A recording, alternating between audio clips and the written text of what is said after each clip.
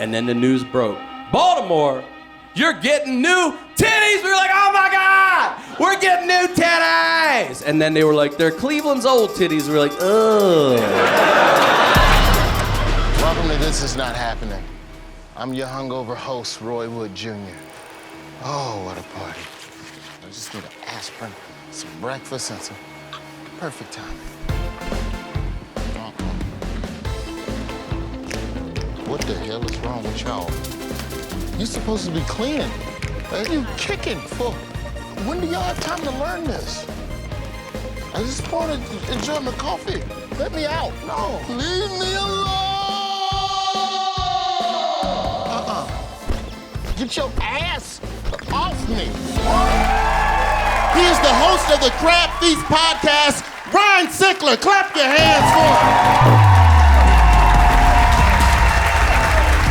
My dad was a man's man, all right? So the only time I ever saw him cry in his life, I knew some shit was going down. Now, we're originally from Baltimore. My dad ended up being a single dad, 3 boys. I have a younger brother, and I have a twin brother. Now, we're fraternal twins, but when it comes to all that weird twin stuff, we did have identical twin beds. And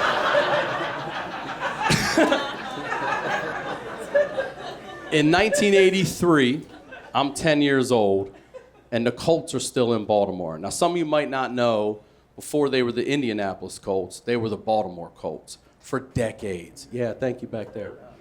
And they meant everything to our city, everything. And not just sports guys, women, children, old ladies, like my grandmothers and her sisters. Even people that didn't like football loved the Colts. I had a Colts helmet, jacket, pajamas, jersey. If they would have made Colts underwear, my 10-year-old balls would have been all in them.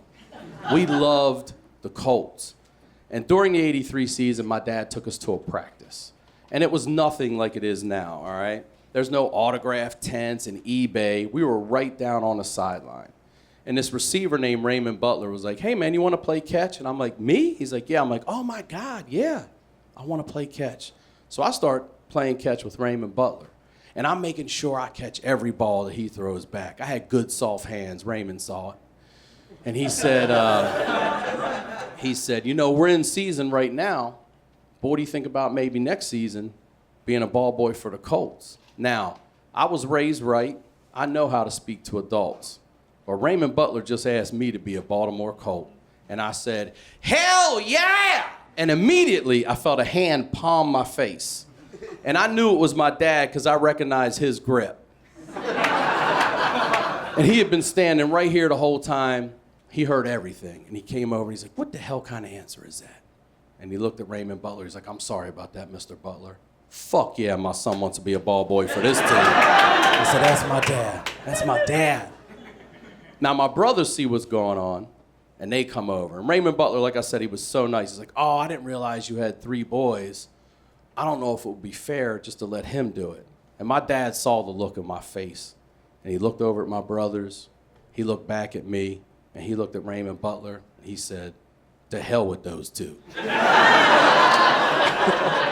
He said, you asked him. It's my job as their dad to teach them. That's life. If they wouldn't have been over there fucking around, they'd have been playing catch with you, getting me season tickets like my new favorite son.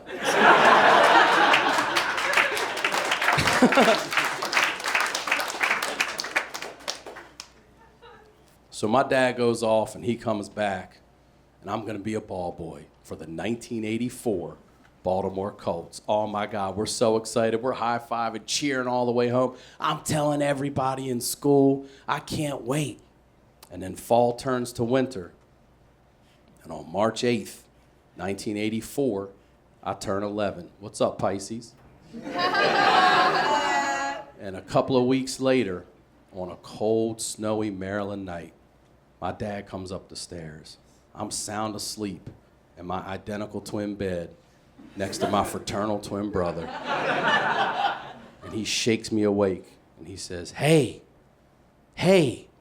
the Colts are gone. Now, I'm waking up out of a dead sleep, so nothing makes sense. And I'm like, what? He's like, the Colts are gone. And I'm like, what are you talking about? The Colts that's our team. They're here. Everyone loves the Colts. He's like, I don't know what's going on. But they just packed up in Mayflower moving trucks, and they're headed west into the black. The Colts are gone? He's like, that's what I'm saying. The Colts are gone. And we run downstairs, and I'm sitting next to him on the couch, and there it is right in front of me. The Colts are leaving town, and I'm crying. I'm crying because the Colts are gone. And I'm crying harder because the ball boy gig is gone. It's gone. And I look over at my dad, and my dad's crying. And I was like, whoa. This is deep right here. And I could see the pain in his face watching his season tickets drive away on his television. And I looked over at him and I said, Dad, you didn't cry when Mom left. He said, I can marry another woman. I don't know if we'll ever see football in this town again. And I said, but am I still your favorite son? He said, I can make another one of you too. Get your ass to bed. And I remember people asking me, like, you're not still gonna root for the Colts? They're still the Colts. Hell no, I'm not gonna root for the Colts. That's like rooting for your ex to hit the lotto. I'm not doing that. I hope they never win a game in Indianapolis. I hope they don't score a point in Indianapolis. Now, I know that some of you are not sports fans. I get it. And I know some of you are, but you've never lost your team like this. So let me put this into perspective for you. Let's say you're home tonight, sound asleep, hopefully not in a twin bed. All right, if you're in a twin bed right now, you need to reevaluate your shit. And someone shakes you awake and gives you some disturbing news that something we all love, that we all want and appreciate but take for granted is gone. Let's say they shake you awake and say, hey, titties are gone. You'd be waking up like, what?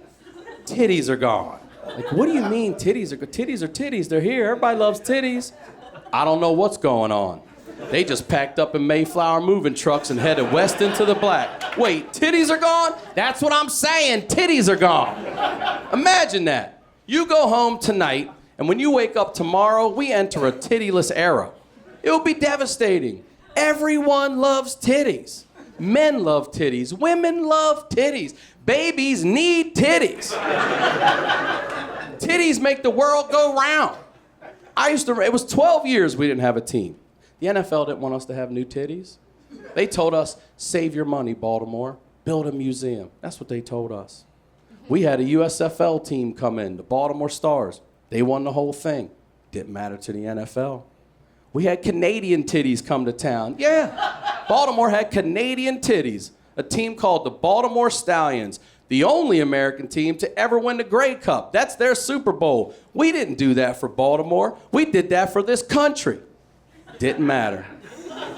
We watched Carolina get new titties. We watched Jacksonville get new titties. Then there started to be some rumors. Oh, there's a team relocating to Baltimore. We got excited. Now, I was torn because I knew what it was like to lose my team. I didn't want to get someone else's team. But when you go without titties for so long, you don't have a choice. And then the news broke. Baltimore, you're getting new titties. We were like, oh my God, we're getting new titties. And then they were like, they're Cleveland's old titties. We were like, ugh. Ugh, Cleveland's old titties. Who wants Cleveland's old titties? Cleveland didn't even want those titties. And I'm telling you right now, they were in some rough shape when they came to Baltimore. These titties had bite marks on them, bruises, cigarette burns. A few of them had priors. These were some rough-ass titties. But we renamed those titties. The Baltimore Ravens let Cleveland have their history. And we supported those rough titties. Built those titties up into two of the nicest titties in the NFL. We got a Super Bowl trophy for each one of those titties. And we did build a museum. It's called the Under Armour Performance Center. How about that, NFL? And as much as I love the Ravens, as great as it is and they have been, the thing that stings the most is my dad died before the Ravens got to Baltimore. My dad died during the tittyless era. And I carry that in my soul with me. To this day, anytime I'm out on the highways and byways of this great United States of America and I see a Mayflower moving truck, I'll give that guy the fucking finger. Every time. I've never missed one. Every time. And that dude's always like, what did I do? I'm like, oh, you know what the fuck you did? You took titties and killed my dad. That's on you, Mayflower. That's on you. I'm Ryan Sickler. Ryan Sickler, everybody, Ryan Sickler.